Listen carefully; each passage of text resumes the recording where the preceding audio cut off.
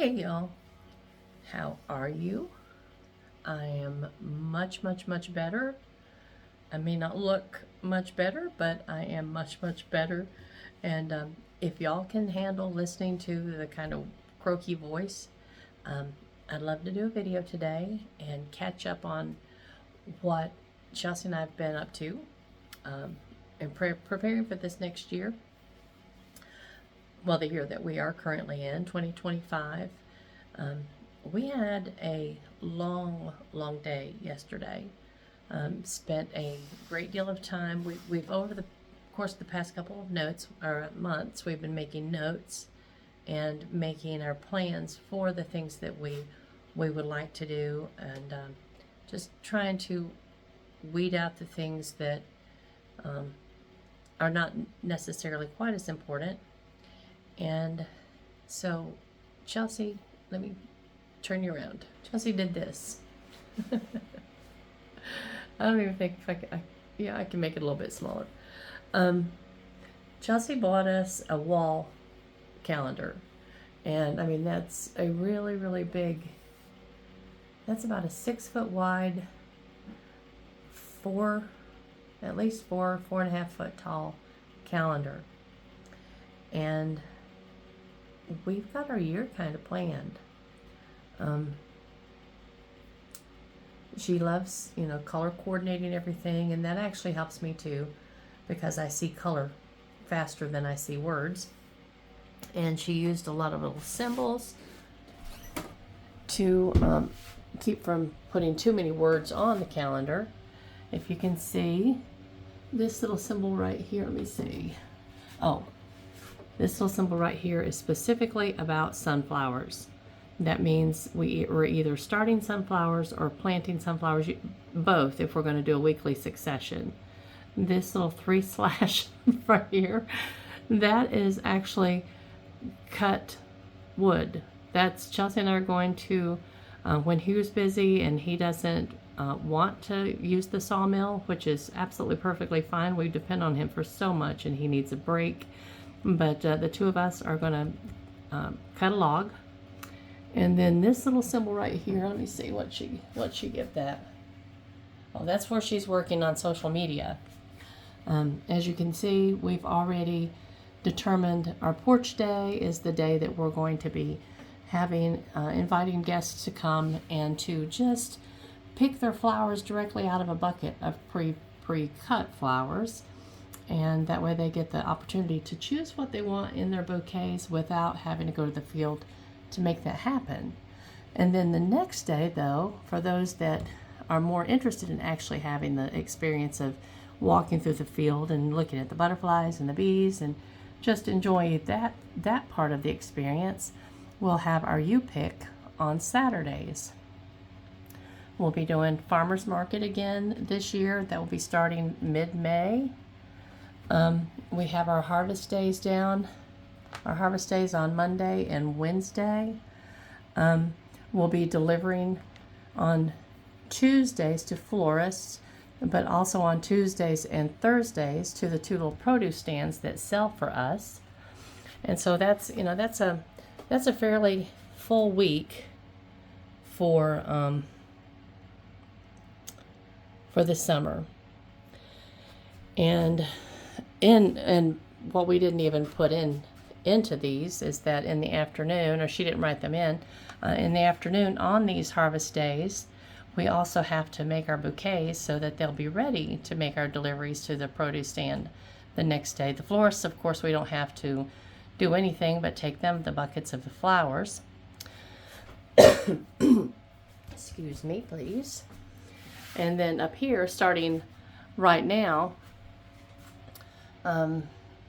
we've got everything from working on the roosting posts, gathering tax receipts, working on our grow room, finalizing everything in there, and the cool room, and building our germination chamber out of that big freezer downstairs. We actually have that everything we need to do that germination chamber. We just have not done that yet, but we need to pretty quickly, because starting starting here in February, we've got days set aside for seed starting, Group C and Group D, our flowers that are in Group C and Group D. Down here, I told her, I said, Chelsea, you're just making me really tired. She's got all the things that we need to do. Everything that needs to be built. That kind of thing is in the brown. And then the computer, the more businessy end of it's in the blue. And so she doesn't actually have that pinned in on the calendar. She just has it notated that needs to be done. So when we have an opportunity on this page, that's when that needs to happen. You'll notice that she has this little star up here, this little brown star. Let me see, it's infrastructure project. She actually didn't notate for Hugh and I will be going after the logs on Fridays, and then the cut wood, that's for us to sawmill on the Saturday. And that's gonna be hard on her because she works graveyard on Friday night. I do hope that if that's something she wants to totally get away from, that this year will set us up in such a way that she will not have to depend on that job any longer.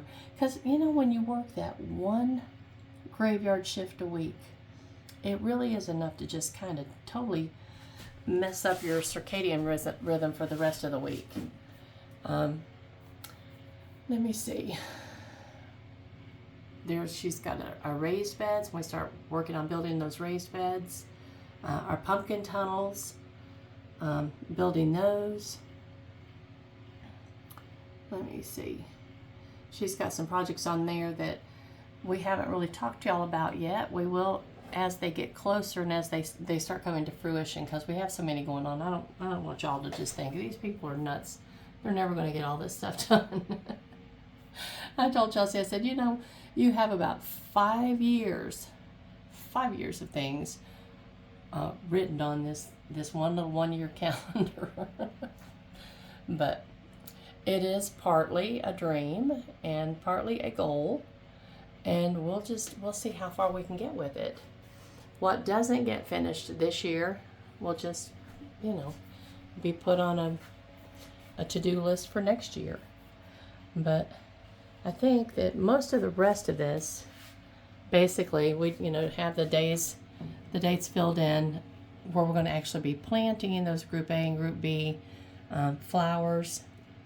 The Group C and Group D that we started up here, they go in the field.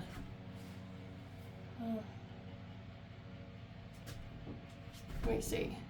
Somewhere. She's got all that stuff in there somewhere. I'll just have to take time and look a little harder. But if we don't have it in there yet, and we could have overlooked it, then that's something we'll have to planning on. Getting the calendar up to date with all those, because those are the important dates that we want to have definitely put in place. So I don't think that I will actually forget to plant, you know, 10,000 seedlings that we have growing, but it would be nice to have the time scheduled and, you know, penciled in for those. No, those have to be written in marker. Those have to be planned for, so that we don't, you know, accidentally plan something else when that's going to be a planting week. But let me turn you around over here and show you the Lizzies, of course. They're doing well, and as you can see, we have had a great deal of success in getting ahead of a lot of the algae that we were struggling with. There's still some, but I'm not worried about it. I think we've gotten ahead of it enough to not have to be too concerned about it. I think I've got my cameras in such a, I don't know if it went blurry. I don't know if it did or not, but you can see how beautiful those little things are. They really are doing well. I'm pleased with them. And then you'll notice another little weird thing happening in here. I am in the process of growing chicken fodder. for the peacocks. Well, it'd be for the chickens too, just to give them some green stuff right now. And you can see the progression of the trays. There's two. I'm growing 2 trays a day.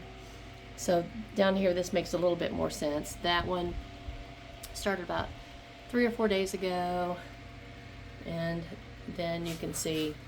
Let me hold it down here. How big the little growths are getting, and then over here, the much bigger growths. And I need a deeper pan.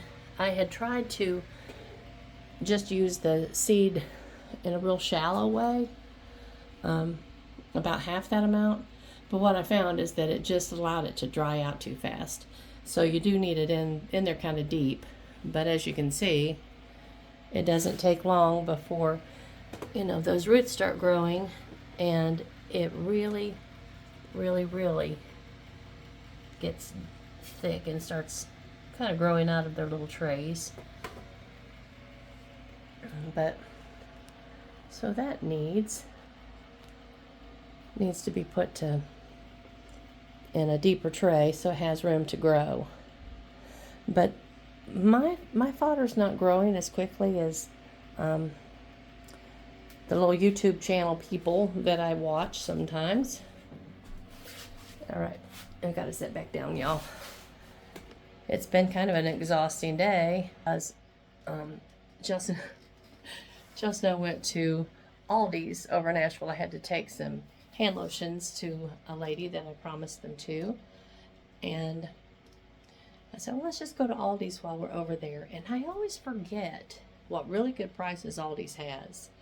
And so I want to actually just plan on a Sunday every month, one Sunday every month, just go ahead and bite the bullet and drive over and buy, a month's supply of the things that are really a good price over there. Of course, the produce won't last a month, but their pricing is really, really good.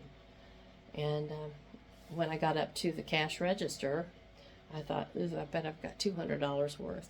And it was $111. That was my estimation based on my Ingles eyes, and what I expected it would have been at Ingles. And so that was a wonderful, wonderful, wonderful surprise. So anyway, so Aldi's is going to be a Sunday trip once a month.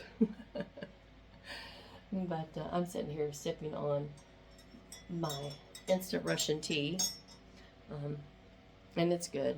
It's still really, really cold outside, but it's a nice welcome taste thing when you can't taste anything. I could barely taste that even, believe it or not. And I put probably twice the amount of sugar in, or not sugar, cinnamon in that the recipe called for. And I put more clove in than the recipe called for, just because I wanted it to be spicier. But I can barely taste it. Yeah, and Papa's he's still down. He's in there in his recliner watching Westerns, bless his heart. And so he knows, the number of days that I was sick and when I started feeling better. So he's kind of counting the days till he reaches that point. And I was hoping that it wouldn't last quite as long for him as it did for me. This was probably at least a week. And thankfully, it wasn't a stomach bug. Y'all, I can handle very much any kind of general flu. I did have the actual flu one time. I had the H1N1 probably about 15 years ago. And that was one of the most miserable times I've ever experienced in my life. My bones, everything hurt so badly that Hugh literally would have to help me get up out of the recliner. It was extraordinarily painful. And then after, a couple of weeks after it was over, I developed these, I don't know what to call them other than like boils on my legs. Excuse me. From my knees to my ankles. And they were like, I'm sorry, y'all. Let me get something to drink.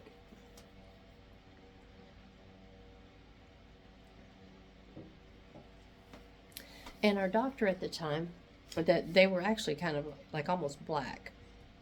It was gross, really gross. So I went to the walk-in clinic. We had a dermatology clinic who had been my doctor in former years, and he was a sweet, wonderful person. So Hugh took me over there, and I walked in, sat down, and the doctor, Dr. Teeter, who was one of our favorite doctors ever, he looked at my legs and he said, "You've had H1N1," and I hadn't gone to the doctor with the flu. I mean, I figured, what can they do for the flu? I'll just, sit here and be a baby and just get through it. But I said, "Yeah, I'm pretty certain that that's probably what I had. It was definitely over the top." And he said, "Well, what's going on with your legs?" He said, "That will clear up." He said, "But that's a rare side effect sometimes of that particular flu." Of course it is.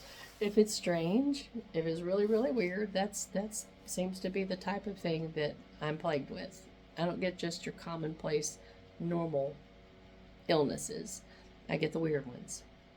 But so we got through that one, and I knew that this one was not a flu by any stretch of the imagination. And I don't think it was COVID either. Hugh and I have had our vaccines, and he's completely up to date on his boosters.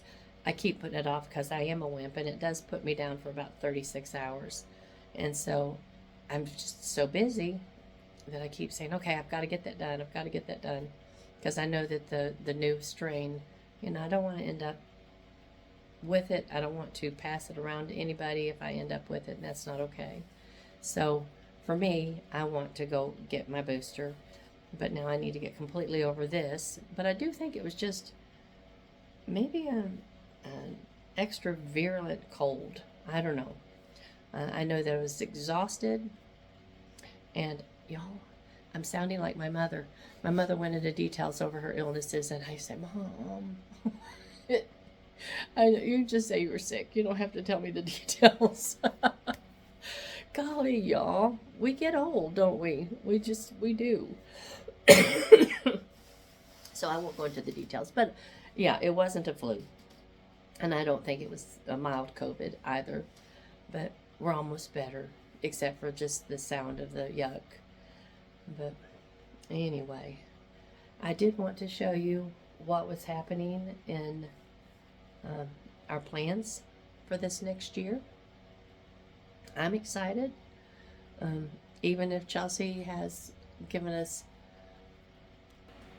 more goals, we'll call them goals, then I think that we could reasonably reach and seriously in a couple of years. But we'll see, We'll just try to each week look at that list that she has up there, especially on the bottom of that page right there, and go through it and just determine, okay, which is the most important of everything up here, which one is the most important for our goals this year. And then the rest of it, just scoot it on down the line until we have reached the end of it. And if it takes a couple of years, then that's okay. But I have a goal myself. In this room, I'd like to get this room cleaned up, and mostly it's going to involve, y'all have these just stacks of baskets of papers and stuff. A lot of that really is empty notebooks. A lot of that is actually just books over there that I had taken off of a shelf that I wanted to move to the living room. And so there's just a bunch of stuff right there that really needs to be just sorted through and gotten rid of, or reshelved in another bookshelf. But that's one of those piles that I don't see often because I don't come in here very often. But as I've been working in here with these Lysianthus and now this fodder, I can't ignore it any longer because it's really on my nerve. All right, y'all. I appreciate you just tolerating the rambling sounds coming out of this raspy sounding voice, and hanging out with me. I hope that your week will be wonderful. Now, let me see, where are we? This is Thursday. Hope your weekend will be wonderful, and then we'll work on the week next week. But for the next week or so, I do want to take y'all downstairs and show you what's going on in the basement. We haven't worked on it in several days, especially since Hugh has been ill. He worked on it quite a bit when I was not feeling well. But we want to get back on that because we are, like the calendar is telling us, we are just about 2.5 weeks now from starting so many seed. And I'd love to have that area down there done because I have no room up here. These Lizzies, I may or may not keep them up here once the grow room is complete. It depends on what the temperature stays at, and we'll need to warm it up in there just a little bit. So I don't want to move the Lizzies into a warm area at all. But anyway, we're staying busy. I hope that y'all are staying busy. I hope that you're in a good place. Physically, mentally, emotionally, financially. I hope you're in a good place this year. I hope this year will be productive and just phenomenal for all of us. And let's just hold each other up, guys. Nobody knows what's going to happen, but as Hugh keeps saying, let's not borrow trouble. We're not going to borrow trouble. We're going to not live in yesterday's regrets, and we're not going to worry about what ifs for tomorrow. Let's live for today, 1 minute at a time if we have to. But let's look forward to this year. Let's look forward to it with all of our hearts and just enjoy each other and everything that we have the ability and the blessings to be involved in. All right, y'all. I love you much. You take care. Bye-bye.